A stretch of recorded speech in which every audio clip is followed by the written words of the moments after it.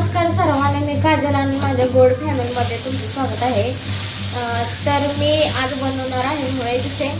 कारण मी पहिल्यांदाच बनवायला लागले, कारण लग्नाच्या अगोदर माझी आजी मला बनवून देत होते आणि काल आमचे देवळाचे पप्पा माझ्या माहेरी गेलतं, तर काल आमच्या आजीने त्यांच्यापाशी शेंग दिलेली, कारण मला आवडते म्हणून। आणि मी लग्न झाल्यापासून ही शेंग पहिल्यांदाच बनवते आणि मला खूप भारी वाटतं, कारण ही शेंग बघितल्यानंतर मला माझ्या आजीची आठवण आली। तर ही जशी आपण गवारीची भाजी करतो शेंगाशी, तसंच ही मुळ्याची शेंग बनवायची।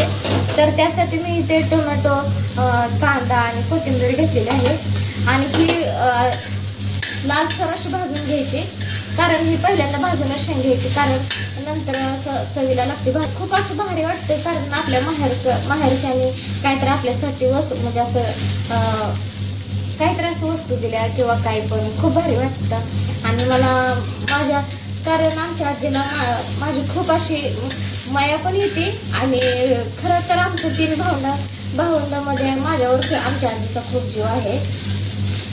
आणि ह्याच व्हिडिओबाबत माझ्या आजीला मी थँक्यू म्हणते, कारण ती माझ्या आजीने सुद्धा एवढं असं मनात धरले की कारण मला ही भाजी आवडते आणि तिला ती द्यायची। आणि तर आता ही शेंग गवळी अशी भाजून घ्यायची लालसर होईपर्यंत।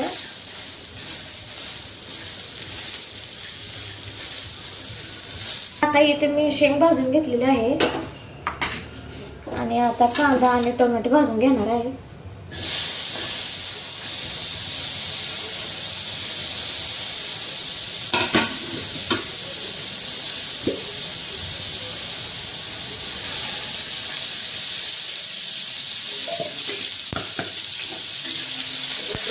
तर इथे मी थोडंसं चवीनुसार मीठ टाकणार आहे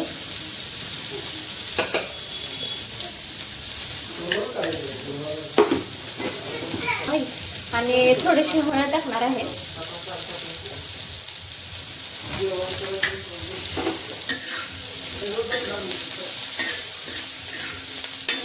कांदा सुद्धा असा लालसर भाजून घ्यायचा, कारण मुळ्याची शेंग म्हणलं की सुकी भाजी येते बनवायला, आणि त्यासाठी आपण कांदा आणि टोमॅटो वापरणार आहे। आणि इथे मी कोथिंबीर चिरलेली ते सुद्धा वापरते।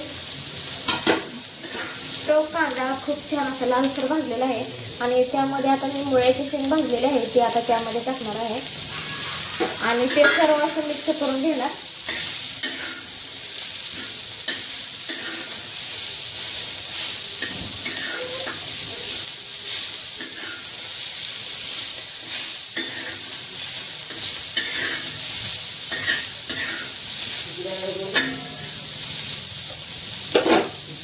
त्यामध्ये थोडीशी मी तिखट टाकणार आहे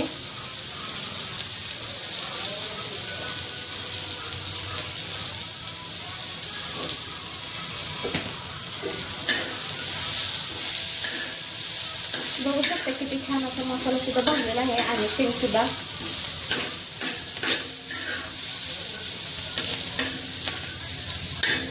मसाला भाजलेला आहे आणि त्यामध्ये मी शेंगदाण्याला थोडासा कूट टाकते।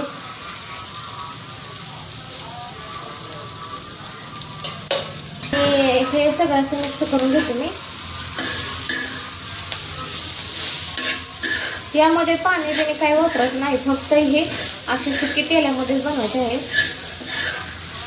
फक्त एवढंच की लालसर भाजून घ्यायची आणि लालसर भाजली म्हणजे तरच अशी छान लागते।